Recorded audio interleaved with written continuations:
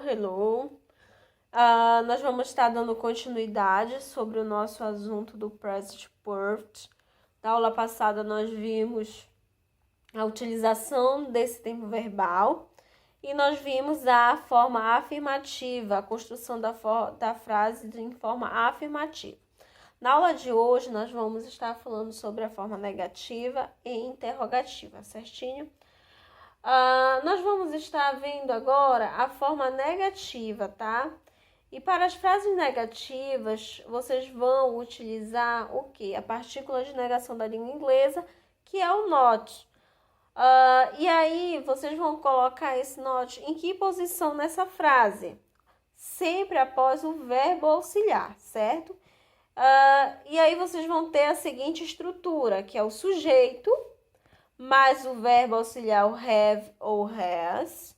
Lembrando lá do que eu disse para vocês, que vocês vão visualizar de acordo com o sujeito. E aí, vocês vão ter o acréscimo da partícula not.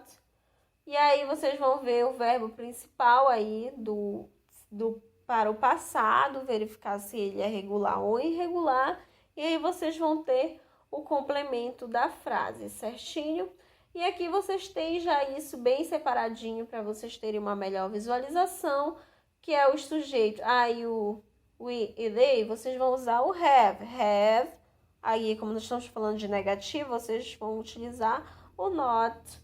Mas a questão do verbo para o passado, verificando essa questão se ele é regular ou irregular. E aí nós já temos os sujeitos aqui separados também, quando vocês vão utilizar de has, que é com he, she, it. E aí nós temos o exemplo aqui, she has not, tá? Vocês percebem? Sujeito she, nós vamos estar utilizando o has, porque é uma das três pessoas lá que vocês vão utilizar, não o have. E aí nós temos a partícula de negação not, ok? Quando nós falamos da forma interrogativa, aí nós vamos lembrar de como nós já vimos as frases, que você vai primeiro, que para fazer a pergunta, é necessário você inverter a ordem do verbo auxiliar da frase, ou seja, ele é posicionado antes do sujeito. E aí vamos ter que forma? Nós vamos ter a seguinte forma, que é o verbo auxiliar, tá?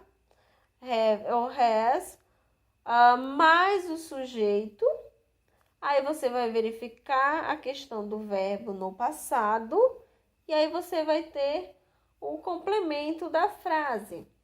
E aqui nós temos, já como eu coloquei para vocês, tudo separadinho, os sujeitos. Então você vai ter o quê? Primeiro você vai ter que colocar o have e o, tá?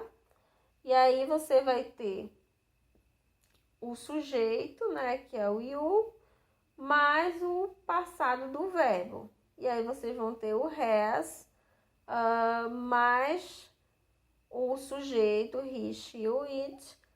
E aí vocês vão ver o passado do verbo. Lembrando, gente, que você não pode esquecer ao final da frase